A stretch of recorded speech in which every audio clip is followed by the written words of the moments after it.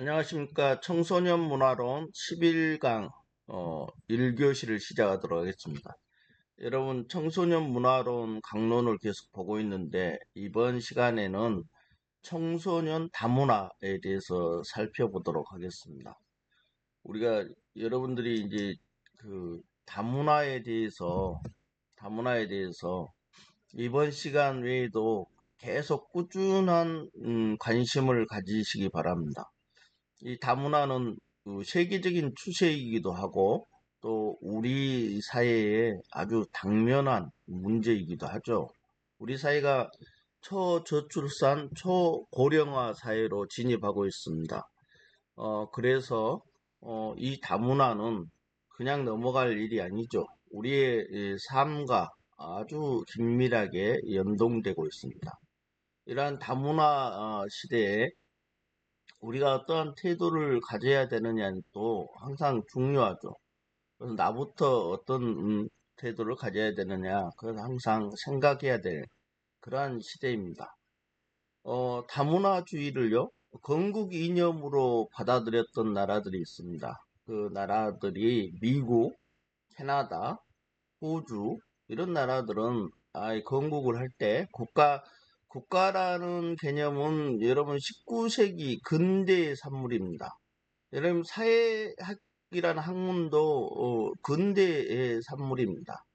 그리고 근대 19세기부터 우리가 중세 시대에서 르네상스 종교 개혁을 통해서 쭉 절대 왕정 시대까지 이렇게 쭉 왔잖아요. 오다가 근대에 여러 가지 이제 사상들이 나타났죠. 혼란의 시기에 사상들이 나타나면서 어, 또 독립전쟁도 하고 그래서 결국은 국가가 형성되는 시기였습니다.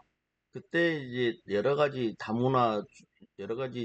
다른 민족들과의 어떤 융합이 있었죠. 그때 미국은 새로운 신대륙에서 국가를 창설해야 되기 때문에 기존의 왕권 체제인 이 영국의 체제나 유럽의 체제를 거부하고 새로운 통령이죠.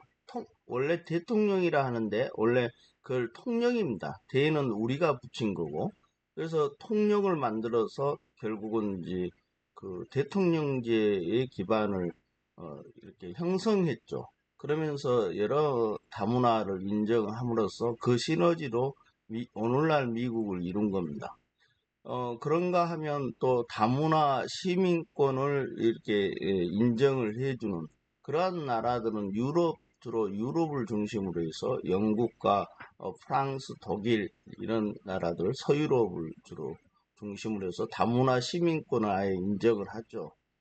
또 한편으로는 역사적 배경이 그냥 다종족인 나라들이 있습니다. 여러 민족, 종족들이 뭉쳐져서 인도네시아, 말레이시아 이런 나라들은 그 아예 다 종족들이 나라를 형성을 했죠. 합쳐서.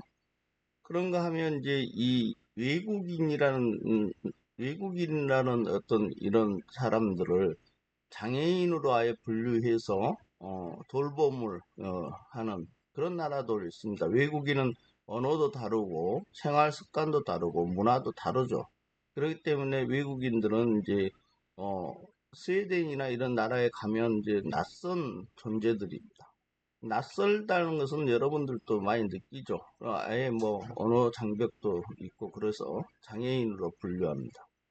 그런가 하면 또 장애인으로 분류하는 알코올 중독자나 고령 노인들은 또 장애인으로 분류해서 돌봄을 하는 미국은 그런 방식으로 합니다. 그래서 좀 독특한 이런 입장이고요.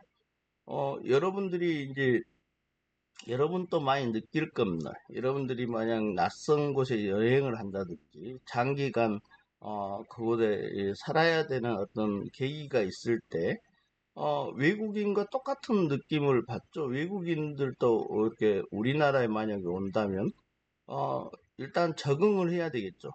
그 전에 이제 우리나라 낯선 곳으로 간다는 일종의 설레임, 허니문 단계라 하죠. 설레임 단계가 먼저입니다. 그러고 나서 이제 불안을 하죠. 새로운 곳으로 가기 때문에 어떻게 적응하고 어떤 식으로 행동해야 되고 그래서 어떤 뭐 위험이 있고 그래서 불안합니다. 계속 살다가 보면 이제 그걸 적응을 하죠. 어느 정도 적응을 합니다. 그런데 이제 원주민이 반응을 아주 또 중요하게 여겨야 됩니다. 원주민이 거기에 사는 원주민이 반응을 잘한다. 반응이 좋다. 그렇다면 이제 아주 적응도 잘 되고 만족감도 느끼게 됩니다. 그래서 심리적 단계는 설레임 단계에서 불안, 적응, 만족 단계로 이렇게 가고 있습니다. 가게 되어 있고요. 벨이라는 학자가 이 외국인이 정착을 하고 그에 이제 이 설레이고 불안하고 적응하고 만족하는 데 있어서 궁극적으로 어떤 태도를 취하고 어떻게 살아가느냐를 보고 네 가지 유형으로 이렇게 나눴습니다. 통합형, 동화형, 분리형, 주변인형 이렇게 나눠 놓고 통합형이 그래도 가장 이상적이다 이렇게 본 거예요. 어, 이렇게 보고 막 분석해서 쓴 논문도 나옵니다. 그래서 통합형은 아주 잘 적응하고 원주민 반응도 아주 좋아서 외국인 입장에서 자기 나라의 정체성과 만약에 한국이라면 한국의 정체성을 이렇게 잘 융합했다. 그것을 통합형이라고 봅니다. 그런가 하면 아예 외국인의 정체성을 잃어버리고 한국적 문화에 완전히 흡수되는 걸 동화라 하죠. 여기서의 동화는 그런 의미입니다. 분리는 서로 따로따로 사는 겁니다. 아예 자기들 블럭을 만들어서 자기들 밀집 지역을 만들어서 마치 자기들만의 세상인 것 같이 이렇게 살아가는 방식이죠. 인천의 차이나타운 같은 경우가 분리형이라고 볼 수 있죠. 그런가 하면 통합형이라는 것은 이제 건국대학교에 있는 그 자양동을 연구한 논문을 보면 거기는 외국인의 적응과 원주민의 반응이 잘 융합돼서 거기를 형성해서 잘 지내고 있다. 그런 밀집 지역이다. 이렇게 분석해 놨어요. 거기는 약간 통합형이다. 다른 데는 아예 뭐 분리형이 있는데 동화형 같은 경우도 어느 지역이 약간 동화돼 있다. 약간 안산 같은데 그런 쪽은 동화형에 가깝지 않겠느냐 이런 이제 생각도 해봅니다. 주변인은 아예 이것도 아니고 저것도 아니죠. 아예 존재감이 없이 사는 사람입니다. 자기들의 정체성도 드러내지 않고 한국적 정체성하고도 어떤 커뮤니케이션 잘 하지 않고 거의 주변으로 어, 벗어나서 있는 그러한 유형을 말하는 겁니다. 어, 그리고 나서 이제 우리가 다문화 청소년들도 있죠. 우리가 아메라시안이라 해서 우리나라가 이제 70년대, 60, 70년대에 미국 아버지하고 한국 여성하고 이렇게 결혼하는 그래서 아이가 그 슬하에 자녀가 나오면 아메라시안이라 했습니다. 그리고 베트남 전에 우리가 참전하기도 했고 그래서 그런 인연으로 한국인 아버지하고 베트남 여성하고 이렇게 결혼해서 자녀가 나오는 것을 라이따이니안이라고 했고 아시아권 사람들하고의 어떤 어, 자녀들 그런 이제 자녀들을 코시안이라고 불렀었습니다. 이러한 용어들은 여러분들이 이제 인종차별적 이미지를 그 자체로 가지고 있다. 이 용어 자체에서. 그래서 2004년에 건강가정 시민연대에서 다문화 가정이라고 하자. 그래서 다문화 가정이란 말을 쓰고 또 거기에 이제 그 사람들을 다문화인이다 이렇게 씁니다. 그리고 우리가 다문화를 중심으로 했을 때 다문화인과 비다문화인 이렇게 구분을 하죠. 우리가 장애인도 여러 명칭으로 쓰다가 장애인과 비장애인 이렇게 씁니다. 요즘에 이런 이제 용어에 대해서는 제가 몇 번 얘기한 것 같은데 우리가 이제 용어라는 개념에 상당히 우리는 민감할 필요가 있다. 어떤 용어를 쓰느냐가 그 용어의 가치와 거기에 철학이 들어가 있기 때문에, 그리고 어떤 목적까지도 들어가 있고요. 우리가 용어를 쓴다는 것은, 용어를 만들어서 쓴다는 것은 그러한 철학들이 들어가 있기 때문에, 우리가 감옥이라고 했다가 형무소라고 했다가 다시 교도소라고 했죠.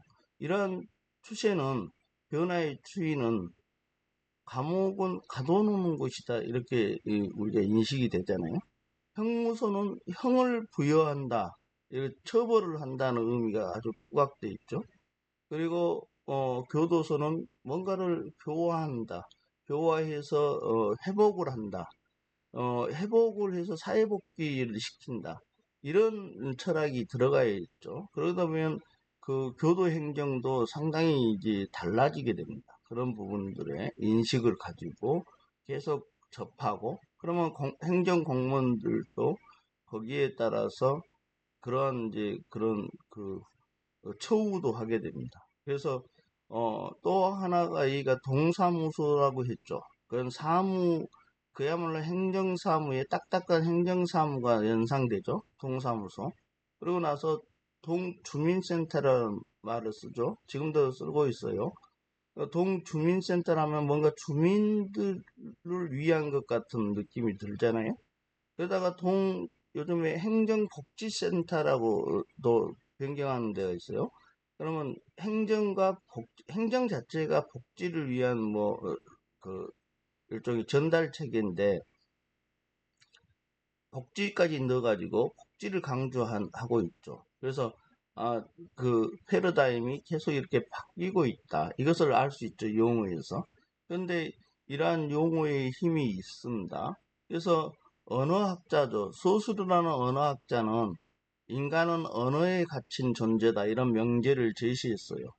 소수르라는 사람은 언어가 문법과 말로 이렇게 정확하게는 랑구와 빠롤이라고 해서 문법과 말은 여러 사람이 다르니까 문법이 이제 어느 정도 기준이 돼서 이 문법을 상당히 중요시했던 소수리의 언어학자입니다.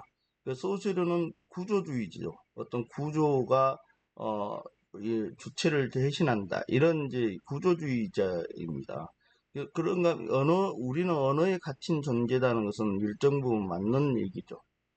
그래서 이 언어를 어떻게 쓸 거냐, 용어를 어떻게 볼 거냐는 상당히 중요한 문제이고, 이렇게 여러분들이 공부를 하면서 항상 그 용어에 민감해야 됩니다. 그래서 그 용어가 갖고 있는 한계도 여러분들이 이제 인식했으면 좋겠습니다. 옛날에는 우리가 장애인을 배려한다고 했을 때 그 배려라는 게 굉장히 좋은 의미로 쓰였습니다. 그러나 지금은 배려라는 의미는 좋지 않는 쪽으로 도 많이 쓰입니다. 배려는 어떤 한 주체가 나는 정상이고 비정상인 사람을 일종의 도와준다, 이렇게 정상과 비정상을 나눠서 내가 우월하다는 것이 거기에 내포되어 있는 용어로도 쓰입니다. 그렇기 때문에 배려가 그렇게 좋지 않죠. 그래서 요즘에는 함께 한다, 함께라는 의미를 더 강조합니다. 그래서 그런 부분도 패러다임이 변했죠.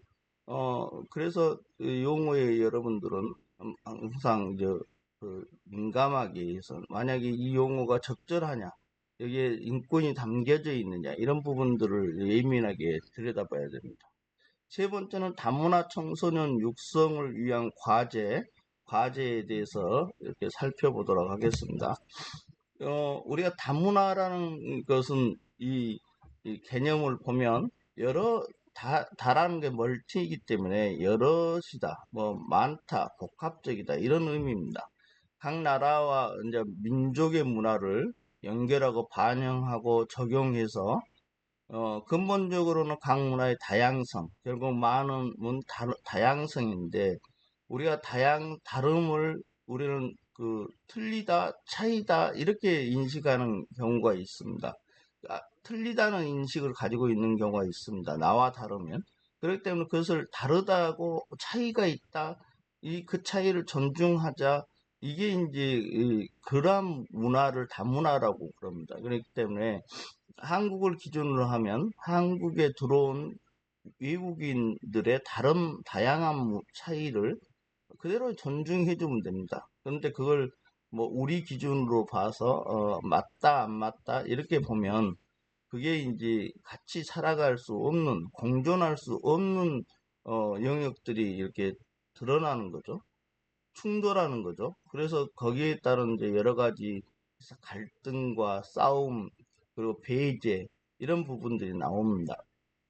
그래서 뱅크스라는 학자는 다문화를 한번 측정하기 위해서는 우리가 8가지 변수를 두고 다문화 사회냐, 그리고 다문화 사회에 어느 정도 적응하느냐, 이런 것들을 측정할 때 인종, 종교, 언어, 사회계층, 민족 정체성, 성, 그리고 성별, 선호 문제, 우리는 남아 선호 사상이 있었죠.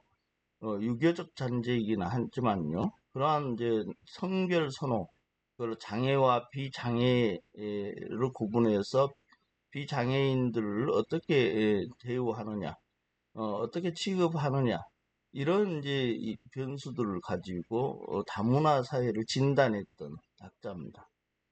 우리가 다문화를 이렇게 다시 정의해 보면 다양한 생활 양식이 공존하는 상태다 이렇게 봤죠. 아까 우리가 문화라는 용어를 계속 쓰고 있지만 우리는 이제 타일러의 인류 생활 양식의 총체다. 이거에 대해서 이제 상당히 넓게 보고 있는 거죠. 그래서 생활 양식이 다르다는 거죠. 인류의 생활 양식도 각각의 민족이나 각각의 나라에 따라서 그 문화가 형성된, 결국 문화는 어떻게 살아가느냐에 대한 문의입니다. 우리가 무늬가 어떻게 그려지느냐는 누가 그리냐에 따라서 다르듯이 다양한 생활 양식이 공존하는 상태죠. 그래서 우리나라에 이건 실제로 있었던 일이랍니다. 구체적으로는 어, 어, 어느 나라인지는 모르겠지만 과일 껍질을 이제 깎는데 보통 우리나라는 칼날을 안쪽으로 이렇게 안쪽으로 과일을 깎죠. 돌려서 깎는 것도 있지만 안쪽으로 깎아요. 근데 이걸 밖으로 이렇게 깎는 이제 또 나라도 있나 봅니다. 그래서 이렇게 깎으니까 그 며느리가 그걸 보고 있는 사람은 자기 쪽에 칼날이 날아오잖아요. 그래서 상당히 이제 거기에 거부했다. 서로 간에 그 제대로 배우지도 못했다 이러면서 계속 그런 갈등이 있었나 봐요. 그런 문제들, 이렇게 칼의 방향도, 이렇게 칼날의 방향도 다릅니다. 그리고 음식 문화를 보면 우리가 돼지고기를 안 먹는 나라가 이슬람교나 유대교들은 돼지고기를 먹지 않습니다. 그건 이제 종교적인 이유도 있다고 그럽니다. 그러면서 또 돼지를 키울 수 있는 환경이 아니라고 그래요. 거기는 물이 부족한데 돼지는 물을 많이 먹죠. 그렇기 때문에 키우기도 힘들기 때문에 돼지고기를 안 먹는다고 그럽니다. 우즈베키스탄 그 유학생과 그, 이렇게 산책을 한 적이 있는데 그렇게 하다가 이제 점심을 먹는데 이 돼지고기를 안 먹기 때문에 어, 이 우즈베키스탄 식당을 찾아간 적이 있습니다. 그래서 찾아가서 먹었죠. 거기는 이제 소고기나 양고기는 먹더라고요. 돼지고기는 안 먹습니다. 그래서 이렇게 문화가 서로 음식 문화도 다르죠. 이렇게 이때 이제 우리나라는 개고기도 먹잖아요. 이제 왜 당신들은 돼지고기를 먹지 않느냐? 왜 당신들은 개고기를 먹느냐? 이렇게 보는 것은 서로 간에 그 형성되었던 문화가 다른데 그걸 이제 무시하고 어 이게 그걸 뭐가 잘못됐다, 잘됐다 이렇게 인식하는 것은 문화 절대주의입니다. 그래서 서로 간에 그런 음식 문화나 이런 것들을 존중해 주는 게 서로 간에 그 문화 상대주의적인 입장을 가지고 있어야 됩니다. 그래서 우리가 다문화는 우리 사회에 있는 여러 가지 문화를 우리가 공존하고 살아가기 위해서 인정하는 것이고 그러기 위해서는 문화가 이렇게 다원적으로 있다. 여러 차원이 다양하게 있다는 것은 문화 다원주의적 사고입니다. 그리고 그 좋다 나쁘다 너는 그 문화는 좋다 나쁘다 이렇게 구분하는 것을 문화 상대주의냐 문화 절대주의냐 이렇게 개념해서 구분하기도 합니다. 그러니까 다문화는 우리 사회를 기준으로 해서 여러 문화가 같이 공존할 수 있는 인정한다는 개념이고, 문화다원주의는 이렇게 구체적인 것이 아니지만 내가 갖고 있는 문화에 대한 다원성을 인정하느냐를 이제 그 기준으로 해서 문화다원주의라고 하고요. 문화상대주의는 그 음식 문화나 이런 부분들을 뭐 절대적인 가치를 두고 돼지고기는 꼭 먹어야 되는데 왜 안 먹느냐, 이제 이렇게 보면 곤란하다는 거죠. 그 문화 상대주의적 사고를 가지고 있어야 됩니다. 이게 세 개의 개념을 이렇게 구분해서 얘기하는 사람들이 있습니다. 우리가 다문화라고 하면 이게 상당한 역사를 가지고 있습니다. 그리고 원래 국제 이주의 개념이 이제 다문화의 문제인데, 19세기에 국가를 형성하면서 또 이주가 한번 이루어졌습니다. 그리고 1차 대전, 2차 대전이 끝나고 어, 이 식민지들이 독립했습니다. 많이 독립하면서 국가를 식민지를 새로운 신국가를 형성하는 시기가 있었죠. 우리나라도 그랬고 중국도 식민지는 아니었습니다만 중국도 공산 국가를 형성하고 이렇게 국가들이 계속 형성해 가는 때가 이제 2차 세계전이 끝나고 새로운 국가들이 신생 독립국가들이 이렇게 어, 탈식민화해서 형성됐습니다. 그러면서 이제 또 국제 이주가 쭉 이렇게 이루어졌었던 때가 있죠. 그러면서 이제 그게 어, 공산주의권과 자본주의, 자유주의 체제 간의 신냉전의 분위기가 시작되기 시작한 겁니다. 그래서 이런 미국을 주도해서 국제주의, 즉 미국은 국제주의로 갔죠. 원래 그 전에는 미국은 고립주의였습니다. 그래서 브레튼 우주 체제 하에서 미국은 국제주의로 흘렀죠. 고립주의에서 국제주의로 변경된 겁니다. 그리고 그 국제기구를 유엔이나 IMF나 세계은행이나 여러 국제기구들을 만들면서 거기에 미국이 주도해서 그 체제를 흡수한 겁니다. 흡수하면서 계속 자유주의 진영을 확대했죠. 확대하면서 공산주의 세력과의 이렇게 냉전이 시작됐습니다. 냉전이 시작되고 쭉 지속되다가 70년대에 2차례 같은 그 오일 쇼크가 생긴 거죠. 73년에 한번 생겼고요. 78년에 생겨서 결국 2차례의 오일 쇼크 때문에 상당한 충격파가 오게 된 겁니다. 그래서 결국은 신자유주의 시대가 이제 그 80년대를 기점으로 해서 생긴 거죠. 영국은 대처 수상이고 미국은 레이거노믹스라고 해서 신자유주의 시대가 되면서 결국은 이제 공산권 세력에서 상당히 어려움에 처합니다. 경제적으로 어려움이 취하죠. 이 차례 오일 쇼크가 상당히 1차적인 어떤 어려움을 줬고 냉전 체제가 상당히 오랫동안 지속되면서 그 어떤 군비 경쟁에서 이제 실패함으로써 결국은 이제 동독이 1990년대에 해체됩니다. 1991년엔 소련이 해체되죠. 이렇게 동국권이 해체되면서 거기서 또 이 독립된 국가들이 나타나면서, 그리고 공산주의 세력들이 이제 많이 진영이 해체되면서 서유럽이나 이렇게 진영과의 이렇게 국제 이주가 서로 교류가 이게 풍부해지게 됩니다. 그걸 탈냉전의 시대가 생긴 거죠. 바야흐로 탈냉전의 시대는 국제 이주의 시대이기도 하죠. 그러면서 이제 여러 가지 이주로 인해서 다문화 문제들이 나타나게 됩니다.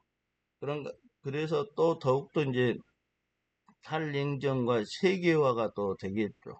이렇게 아예 세계가 하나의 질서로, 하나의 연결로 이렇게 연결이 되면서 공산권과 자유권 간의 국제 이주가 활발해지고 시장 경제가 세계화 되겠죠. 그렇기 때문에 국경을 넘어서 이렇게 이주를 하기 때문에 자본과 노동 자체도 계속 이렇게 어, 이동을 해서 결국은 이제 세계화됩니다. 그래서 보편적 현상까지 되죠.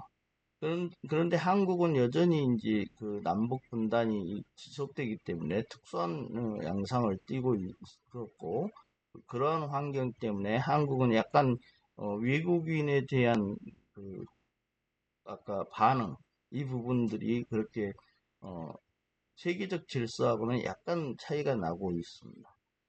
그런가 하면 이제 초국가적 거대 금융 세력들이 국경을 넘어서 이제 엄청난 이제 국가라는 체제는 주권 영토 그 국민들을 위한 그 체제인데 19세기의 산물인데 그게 이제 계속 그 국가로서의 역할이 제대로 못하게 되죠. 국민을 바라보고 정책을 펴야 되는데 초국가적인 거대 금융 세력들이 계속 그 압박을 하면서 결국은 상당히 국가주의가 침체돼 있었죠.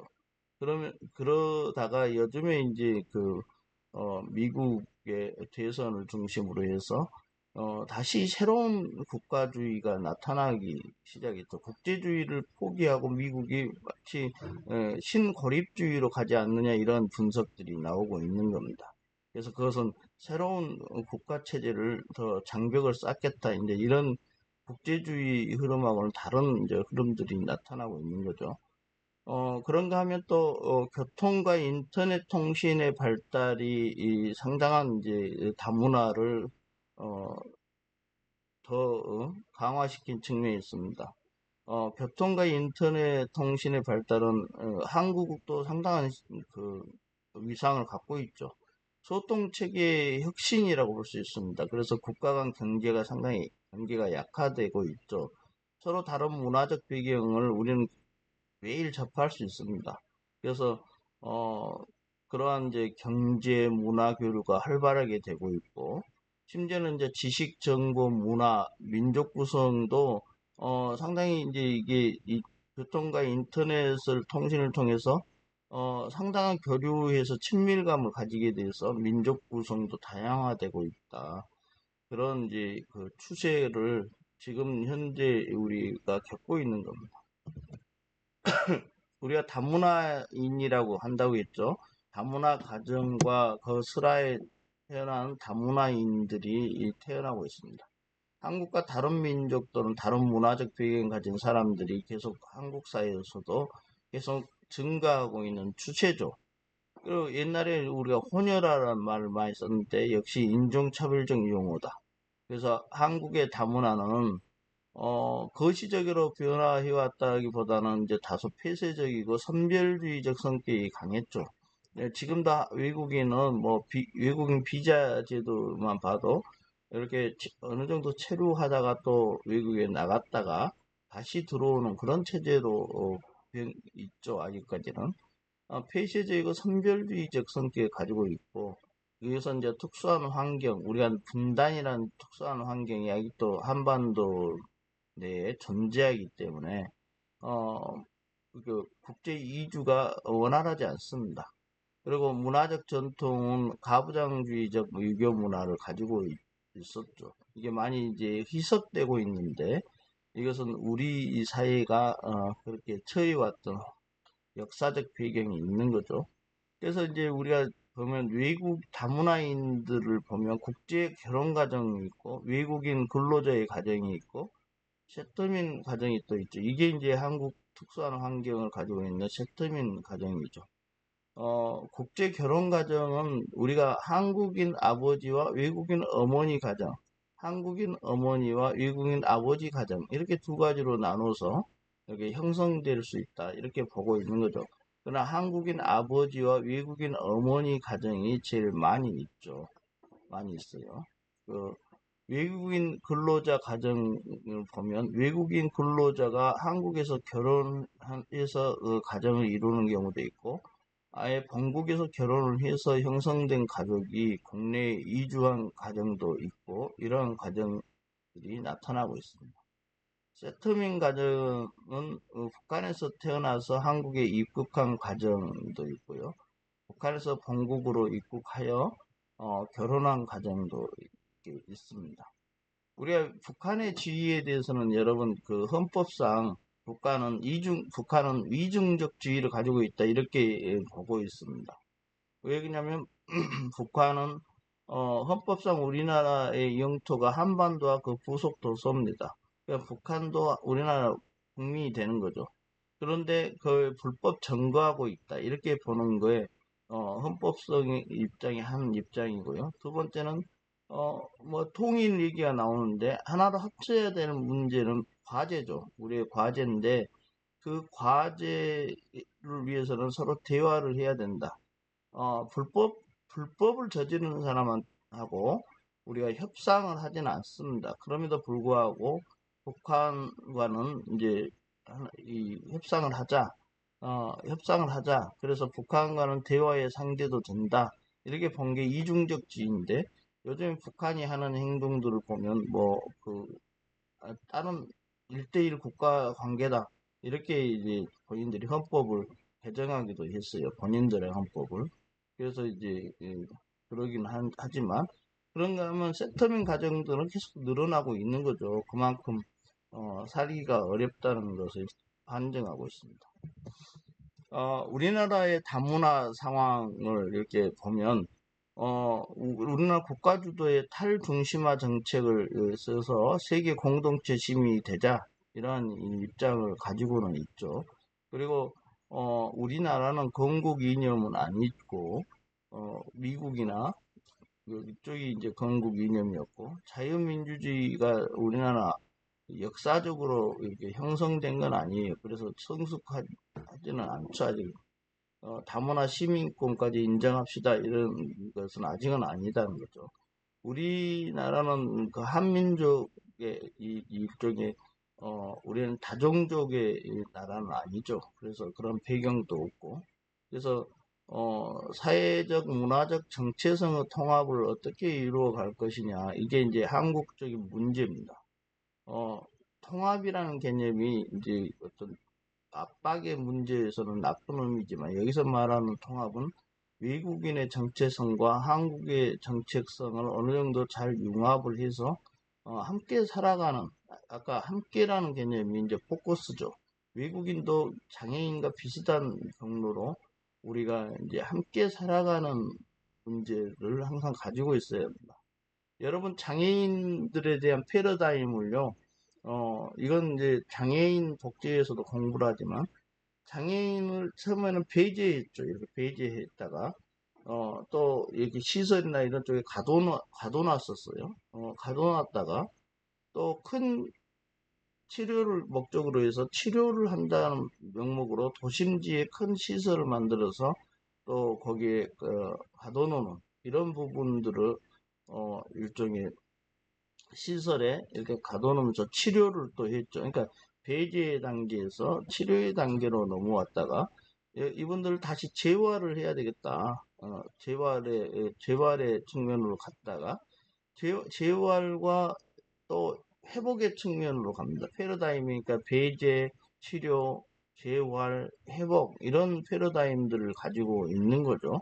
외국인도 비슷하다고 생각하시면 됩니다. 그래서 요즘에는 이제 지역사회 커뮤니티 케어라고 해서 지역사회 통합 돌봄을 중시하고 지역에서 내가 태어난 곳에서 되도록이면 거기서 집에서 아니면 소규모 그룹홈도 있고요. 소규모 시설에서 일종의 인간으로서 부대끼면서 살아가는 생애주기별로 이렇게 쭉 비장애인들이 살아가는 그 삶의 패턴을 같이 살아가면서 문제를 해결하는 이런 패러다임입니다. 그래서 그런 방식의 이제 지역사회에서 밀착해서 그런 문제들을 해결하기 위해서 여러 가지 통합 사례 관리도 하고 거기에 이제 여러 가지 점검하고 조정하고 누락된 것은 보충하고 또 중복된 것은 이렇게 조정해서 결국은 그 연계가 잘 되도록 하는 것이 요즘에 이제 그리고 재가복지나 이런 부분들이 추세입니다. 외국인도 잘 그 지역사회에서 잘 형성해서 통합해서 잘 살아야 되겠죠. 그러나 여전히 이제 우리 사회가 폐쇄주의적이고 선별주의적이라는 것이죠. 이러한 문제들이 있고, 문화적으로는 또 부계 혈통주의였고 사회적 배려의 대상자인데, 여기서 배려는 좋은 의미로 쓰였지만 역시 배려보다는 함께라는 의미로 패러다임이 변해가고 있다고 그랬습니다. 한국의 특수한 문화적 조건 속에서 어떻게 사회 문화적 정체성의 통합을 할 것이냐는 계속 노력을 해야 되겠죠.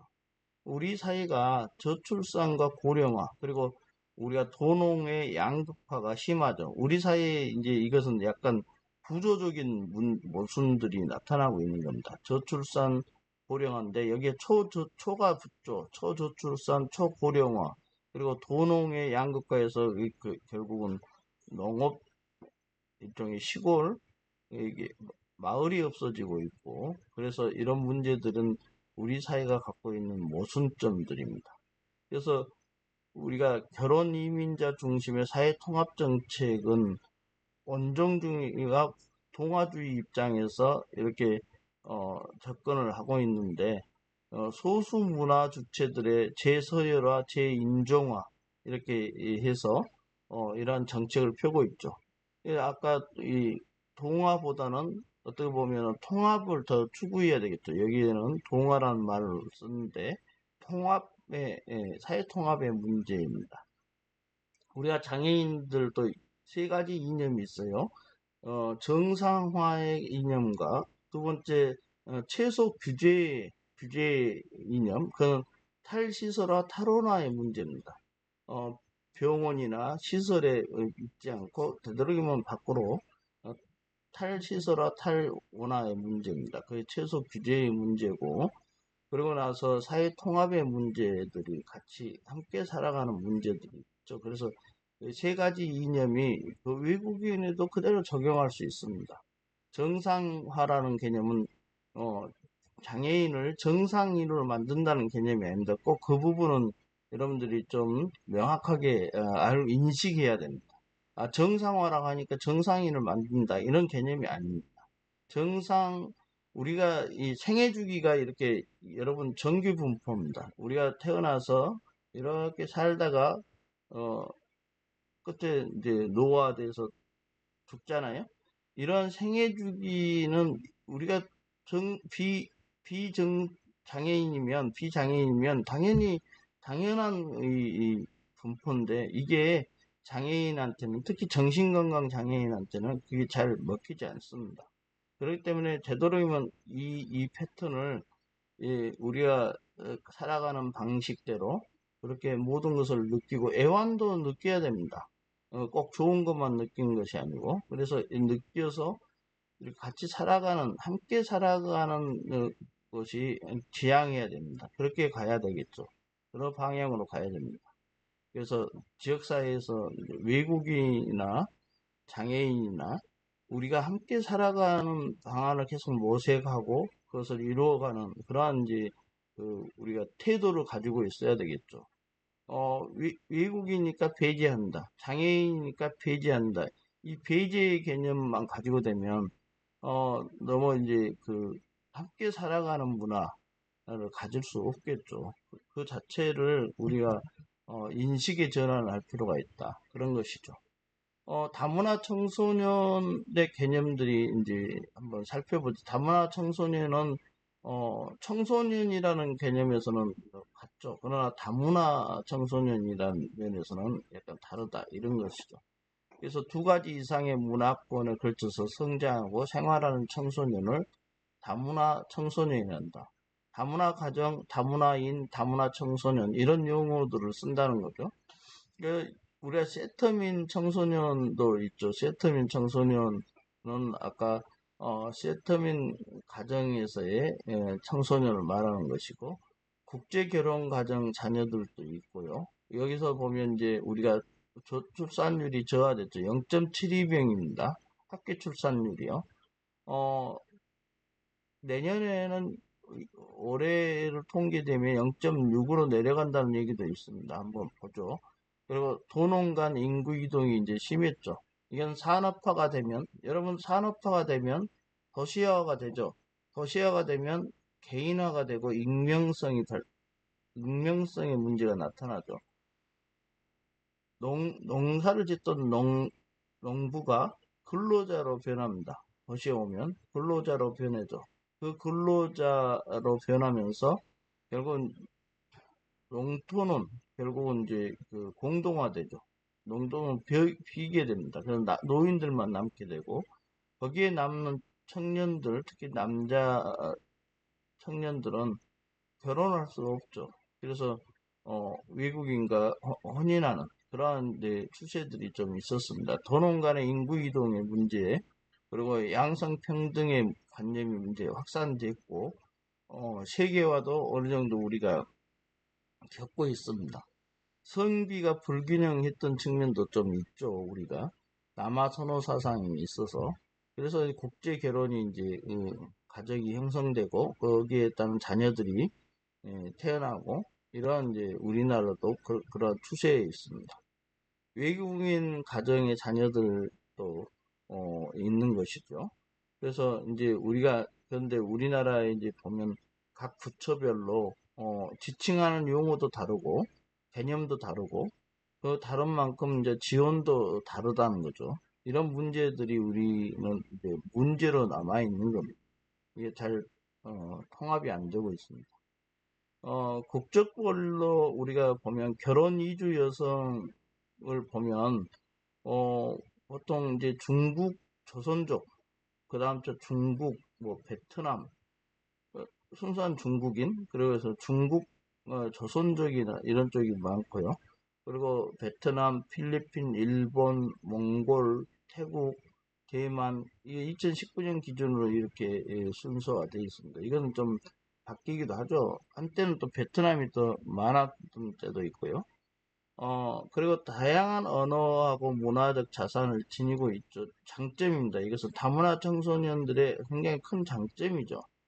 어, 그런가 하면 이러한 장점, 문화적 자산을 가지고 있음에도 불구하고 실질적으로 보면 어머니가 이제 케어를 하는데 의사소통에 문제가 좀 있고, 그다음에 그러다 보니까 학교에 이제 주 양육자인 뒷바라지가 아무래도 부족하죠. 뭐 준비물도 제대로 준비를 못하고요. 그래서 학교 부적응 문제가 발생합니다. 그런가 하면 또 한편으로는 부모 맞벌이 시대죠. 그렇기 때문에 이러한 제대로 된 돌봄이 잘 안 돼서 특히 청소년기는 우리 청소년기 계속 얘기하고 있지만 자아청 정체감이 중요하죠. 그런데 그게 혼란스럽고 지역사회 내에서도 아까 그 3대 이념이 잘 지켜지지 않죠. 통합이 잘 안 됩니다. 그래서 통합도 어려움이 있고 그러다 보니까 문화적 갈등이 있고 이렇게 그 소외감도 우리가 비다문화 가정에 비해 거기에 청소년에 비해서 소외감도 상당히 높은 편입니다. 그런가 하면 기본적 권리 보장도 어려움이 있습니다. 우리가 분리하고 재결합하고 뭐 이런 과정들이 있잖아요. 세트민 가정이나 그리고 또 해체되고 원래 살던 나라에서 자기 나라에서 해체되고 또 우리나라에 와서 재구성되는 그런 과정들이 계속 반복되다 보니까 가족이 이제 우리가 정서적 기능 가족이 아무런 변하더라도 원래 원가족이 대가족이었던 농경사회에서 도시화되면서 이제 핵가족이 되면 됐고 거기서 더 나아가 뭐 1인 가족, 대양 가족 이런 가족들이 변화가 있었다고 했잖아요. 그러다 보니까 뭐 고독사나 무연사들이 많이 늘어나고 있고 그럼에도 불구하고 가족의 기능은 정서 기능이나 여가 기능을 가지고 정서를 그래도 우리가 쉼터가 있어야 되겠죠. 계속 기능적이지 않습니다. 인간은 기능적이지만 않죠. 인간은 쉬는 존재여야 됩니다. 그래서 쉬어야지만 새로운 에너지들이 나오죠. 그리고 그런 정서를 교감해야지 풍부한 감정을 가지게 됩니다. 그래서 가족의 일상 경험은 상당히 중요한데 그런 가정의 일상 경험이 부족하죠. 청소년들의 요즘의 문제이긴 하지만 다문화 청소년은 더 그렇다는 거죠. 그래서 또 서로 상호 이해하는 기회도 상당히 제한돼 있다. 그런가 하면 또 외국인 자녀들, 특히 다문화 청소년들에 대한 교육 제도도 미비합니다. 여러 가지 이제 약간 더 보충적인 교육들이 나타나고 있지만 그래도 미흡합니다. 그 입학과 졸업에 제한도 있고요. 그런가 하면 또 기본적인 사회복지 혜택인 의료보장 그런 부분도 부모들이 제대로 그런 것들을 갖추지 못하고 있어서 의료보장 같은 혜택도 제외되는 그런 경우도 있죠. 상당히 이제 이런 부분들은 사각지대가 형성되고 있다고 볼 수 있습니다. 세트민 청소년은 같은 민족의 배경을 가지고 있어서 우리하고의 약간 친밀성도 있는데 문제는 사회주의 체제에서 성장하고 발달했다는 거죠. 그래서 사고 방식이 사회주의 체제 하에서는 이제 일당 독재 체제에서 계속 살아왔던 측면이 있어서 문화적 차이가 상당히 큽니다. 그래서 학업이나 교우 관계, 진로 선택의 어려움은 당연히 문화적 차이로 인해서 있고 이런 부분들이 이제 앞으로 더 제도적으로 우리가 관심을 가져야 되는 문제라고 볼 수 있습니다. 네, 1교시에서는 이제 이걸로 마치도록 하겠습니다.